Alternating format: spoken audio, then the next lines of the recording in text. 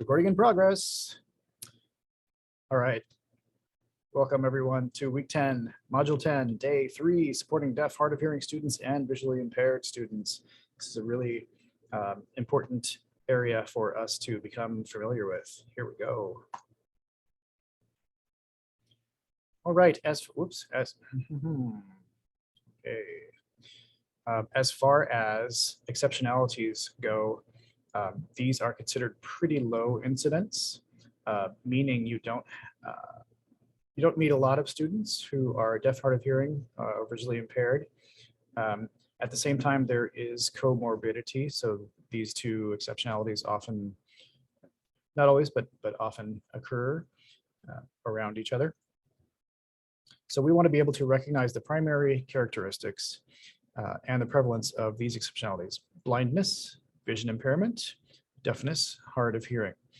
So the longer terms, these two, are the more polite terms.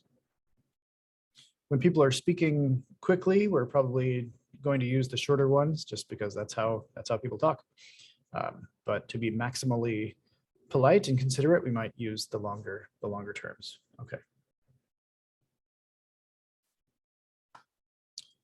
All right, so if we look at the overall prevalence by disability type in this country, we've got SLD is the largest. We go all the way down to hearing impairment, 1% or about 1.5%. So as I said before, very low incidence. Despite that, there is a huge community who refer to themselves as the deaf community. People who are natural, what I'm trying to say is sign language users from birth or near birth. The rarest of these are folks whose parents are both also deaf and whose first language is also sign. It's it's extremely rare that two deaf parents will have a deaf child, but it does happen. And there is such a community to the extent that there is a college called Gallaudet College, you may have heard of it already, that is specifically for deaf and hard of hearing folks, and got their own special college culture and all that kind of stuff that you might expect. It's really like pretty inspiring. And ASL, American Sign Language, is being taught more and more in schools. All sorts of people all around us that you might not expect actually understand a lot of ASL. That can be really helpful in a lot of situations. All right. So as we saw previously on the chart here, I'll break it down in prose. These are some lower incidence exceptionalities: deaf and hard of hearing, blind, visual exceptionalities, as well as multiple disabilities and orthopedic impairment. So I think, yes, orthopedic impairment is represented by the fewest people. And that these folks, in general, will need some sort of assistive device in order to move around. All right, let's talk about vision and hearing. These types of senses are considered distance senses. If we think about like smell, we can't usually smell things from far away unless there's a big problem. And taste is limited to what we can actually contact, so is touch. But these distance senses provide information, from outside our bodies, like all senses. They are thought to have developed to alert us to our surroundings. We're always trying to not get eaten by tigers and stuff like that. All right, so under the idea definition, the idea definition goes something like this: visual impairment, including blindness, means an impairment of vision that, even with correction, adversely affects a child's educational performance. This term includes both partial sight and blindness.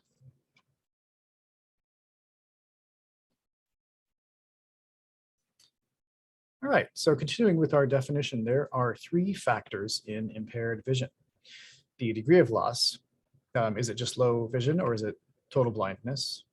the age of onset, when did it begin? Is it congenital blindness, born blindness, or is it adventitious blindness? Did it happen later on? And what's the type of loss? What are the conditions of the eye, conditions of the eye muscles, conditions of the cornea, iris, and lens? What are the conditions of the retina, or the condition of the optic nerve? It's no secret that I often host exchange students at my house. My wife and I take care of them for anywhere between 3 months and a year and a half. And we had one who was just fantastic, just one of the best senses of humor, and just like really, just a joy to have around us. And she was fully blind. She was from Denmark, and she had, what she told us was that she wouldn't mind my sharing, is that she had some partial light sensitivity when she was very young, like between 0 and 1 years of age, but had actually had her eyes removed at some point. We didn't know that because she had perfect replica blue eyes. And I said something one time like, "Oh, Nina, it looks like you're crying a little bit." She said, "Oh, don't worry, I don't have eyes." Oh, I did not know. But to her, it was just a fact of life. That's just not a part of the body that I have. And she was, needless to say, she was extremely fast with typing and reading and doing all these kinds of things. But she was, just a very, very smart individual. So the education system there being what it is, she was well supported in her education. And I thought I was going to be interrupted, but I wasn't. All right. And we miss her. What's the prevalence? According to the American Foundation for the Blind, approximately 1.3 million Americans are legally blind, with some 10 million with low vision or blindness. With age, as you might expect, visual disabilities increase. The incidence of visual disabilities in children has greatly decreased, however, over the past 40 years, which is nice. Almost 2/3 of children with visual disabilities have more than one disability. So as I mentioned before, there is comorbidity. All right, what are causes and prevention? A lot of children have a genetic cause for their visual disability. But now what's great is that medical technology can correct or lessen the impact of these exceptionalities. MedTech also contributes to the number of visual disabilities by increasing the survival rates of premature babies and those with multiple disabilities. So we can see it's a double-edged sword. We have lowered infant mortality significantly, but that also means that folks who are going to need to live with multiple disabilities will make up a larger percentage of the population. Okay, let's talk about types of vision. Visual acuity, how well a person sees at various distances. Peripheral vision, width of the field of vision. This helps with movement and understanding the environment. This is sort of the opposite of tunnel vision. Residual vision, a lot of people with visual impairments use the vision they do have and rely on it. This can change from day to day with the environment, with the level of light, like I mentioned earlier about light sensitivity.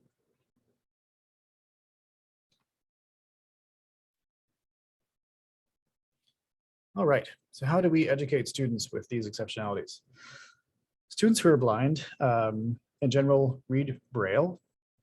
Braille is now cheaper and more available than it was, when our parents were young. Assistive technology devices can also make reading and writing a lot more accessible. On the next slide, there'll be a video. More educators are starting to promote assistive technology's use to ensure literacy. Yeah, Nina had this great device that she used to use. It was about the size of this glasses case. She was always typing on it, like this. She was a inveterate internet user. And yeah, it wasn't keyboard layout like you and I might be used to, but it was something that she had learned to use really, really well.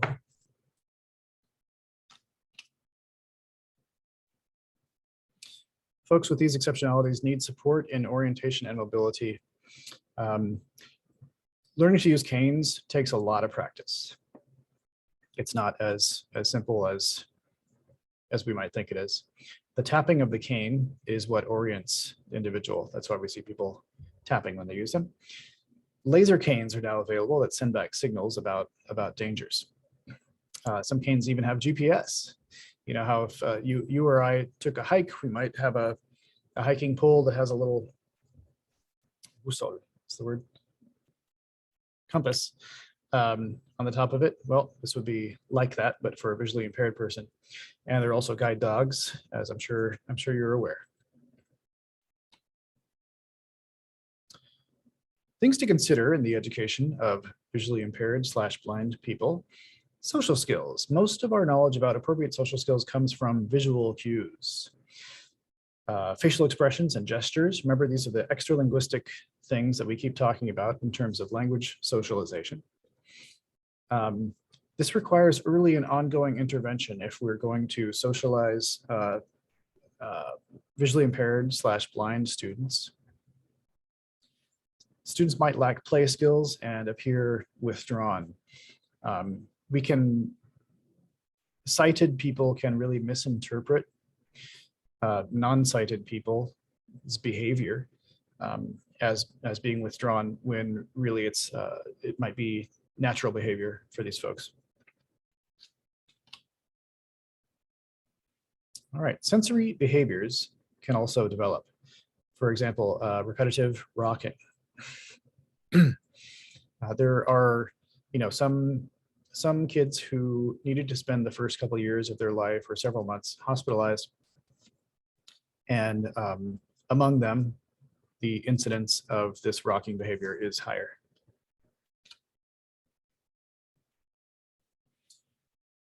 All right, so when we are educating students with visual exceptionalities, changes need to be made in the presentation of materials. The following are some potential supports that a lot of educators use. Sometimes we make copies of overhead projector or smartboard activities. The educator should verbalize all information, say it out loud as it is written on the board. And information presented on the board should be in a high contrast color. Okay, this is to accommodate visually impaired folks who are not fully blind. The least popular colors, if you take a straw poll, least popular colors would be green and orange for pens. And the most popular would be red, blue, black. They're just the most highly visible on a whiteboard. You can also use a slant board to position papers appropriately for reduced visual strain or to avoid glare. These might be provided for the individuals at their work stations, their study stations. We can use recorded texts as needed, also, audiobooks. And perform classroom recording of lectures and instruction. Allow the student to do that.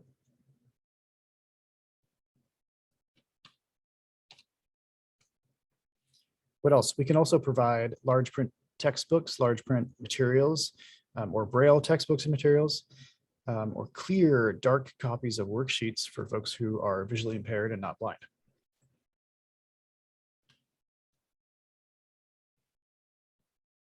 We can also use a reading guide to assist in keeping place while reading and completing worksheets. We can present materials against a plain background. That's important for everyone. And we can use a good contrast, high contrast background and present on a contrasting tray or mat. Okay, so the whole point is just to provide a lot of contrast. If we look at the presentation that you all are looking at right now, we've got black background with white text. If you flip that, white background, black text, that's also high contrast and highly legible. These are some additional supports. Avoid activities requiring extensive visual scanning, right? Like, what'd you say, like a crossword puzzle or word hunt, right? These were probably not appropriate. We should avoid visually cluttered materials. Right? You got to unbusy things. If you notice on my slideshows, I always try to make them as uncluttered as possible, use the fewest words possible. I don't always succeed, but that's the goal. We can use bold line paper, we can use raised line paper, if these things are available in our school districts. One accommodation that's often given also is extra time on tests or abbreviated homework assignments that still include all of the relevant concepts, but just fewer items addressing those concepts. Shorter written assignments and a different testing modality. So instead of written testing, we might provide oral testing.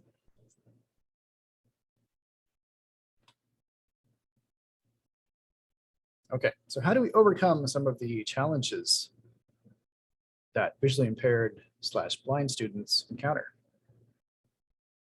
Computers. Computers provide access to printed information through visual input devices. Equipment that can increase print size. We can also use this, right? Closed circuit TV, CCTV, right? These are, sort of fringe. This doesn't usually happen, but it can. There are a lot of, I see sometimes in schools, like tablet devices or sort of Chromebooks that have a much larger screen where the text can be dialed up much larger. You can also set an operating system, to by default display higher contrast with larger characters all the time. How about audio input devices? This is equipment that enables people to hear what would normally be read or seen, like audiobooks, talking ATMs. Probably when you go to the ATM, you'll notice that there's Braille on it. There's also an earphone jack people can jack into and listen. Every time you go to the ATM, it's a high stress situation, right? Even if you're sighted and you're doing it in your first language, just imagine doing the same thing with a visual impairment. There are also tactile input devices, like Nina's device. Equipment that allows people to use touch to gain information. It may include Braille, but it's often personal digital assistants, PDAs. Okay, so there we go. Here is a sort of small picture of an assistive device. So this section introduces assistive technology for students with visual impairments. Most students, close to 60%, spend the majority of their time, more than 80%, in general education classrooms, students who have this exceptionality.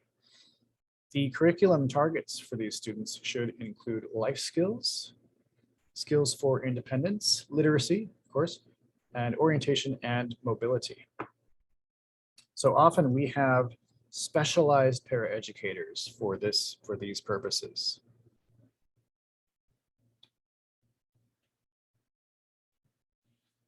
All right. And we've got a number of different methods of reading and writing, like Braille, enlarged print, and print to voice translations.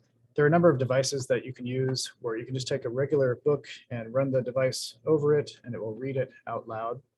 There's also Bookshare for a lot of audio, bookshare.org/CMS. And there are screen readers. Probably noticed on Canvas that we have something that says Immersive Reader at the top. It will read out any of the pages.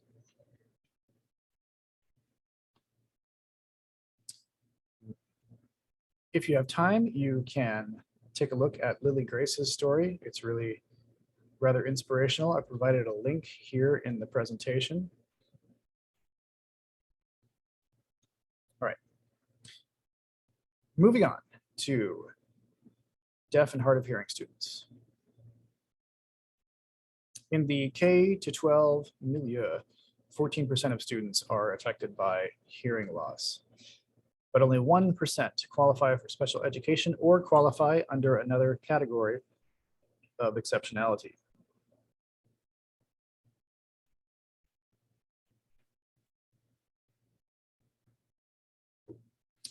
Because of different criteria between states, what qualifies as deaf, hard of hearing, statistics about special education students with this exceptionality are kind of shaky. Over half of all adults, it's important to note, over the age of 70 have hearing problems. I already have them. Okay, so I made reference earlier to deaf culture. Many deaf individuals do not consider themselves as having an exceptionality. That's right, it's a default state. Many deaf individuals feel they are members of a minority culture. ASL is the primary language used in this culture. It's a fully developed and unique language. It's important for all of us to know that sign language is not a reduced form of language. Just like there are no spoken languages that are better than or worse than any other spoken languages, it's the same. Sign language has all of the features of all human languages. It's just done without sound.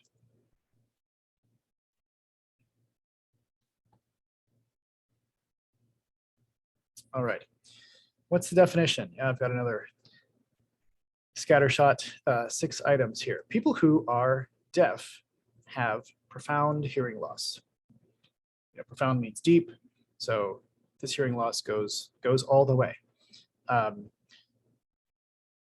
Some have little use of hearing even with a hearing aid, right? So there are folks who are provided with hearing aids that augment what little ability they have and choose not to use them. Deaf and hard of hearing folks can be divided into 2 major categories: congenitally deaf, people born deaf, and then postlingually deaf, folks who become deaf after learning a first language.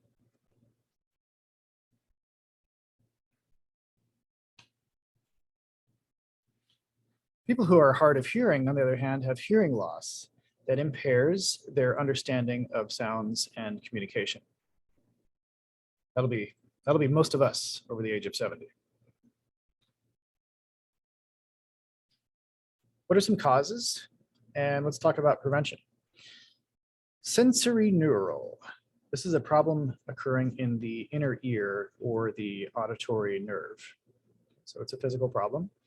Conductive, sound is not reaching the inner ear due to trauma or obstruction.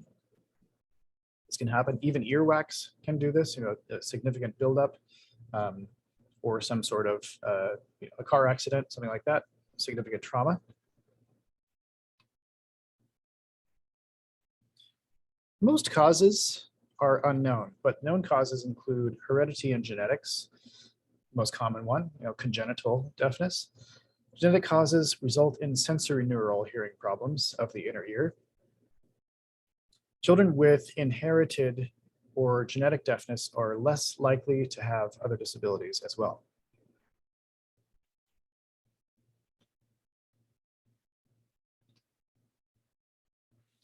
Meningitis is the second most common known cause. So this results in a lot of postlingually deaf folks. It's an infection that causes damage to the central nervous system and can result in sensory neural hearing loss. We see the young student here. He's got his assistive device decorated with a little Iron Man and some stickers. So we can see clearly that there's an amount of pride associated with his device. He's not trying to hide it. And this may be a reflection of the idea that these folks consider themselves to be part of a particular culture and not necessarily disadvantaged in some way, except by being a member of a minority group.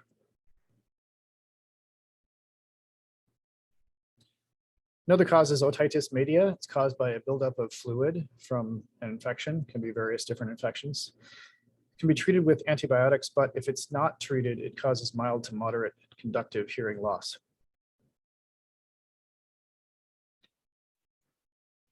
There's also noise-induced hearing loss. I think I've got a bit of this. It affects 22 million teenagers and adults. It can take years to cause serious problems, though.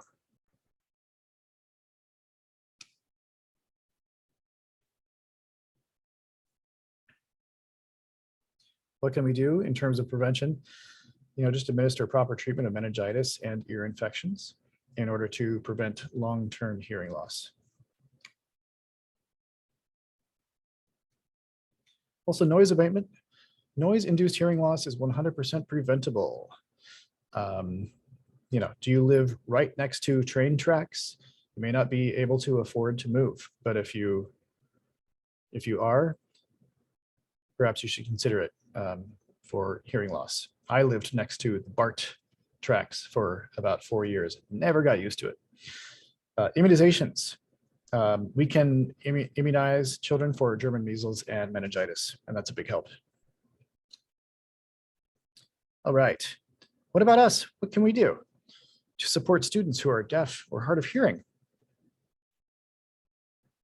New technologies provide students with better opportunities to be in a general education classroom. It's getting better all the time. More than half of students who are deaf or hard of hearing are placed in a general education classroom, where they spend at least 80% of their day. The only thing that people who are deaf or hard of hearing have in common is that their hearing is limited. So, it's not folks from one part of the world or another, it's not anything except this. So it goes to show that it's just another indicator that humans are all the same. IDEA stresses the severity of hearing loss, communication needs, and any coexisting disabilities, comorbidity. 40% of students have coexisting disabilities. Guess what, everyone? You've made it. You've made it to the end of week 10, day 3. We're all done. Time to take a well-deserved break, and I'll catch you for week 11. Thank you.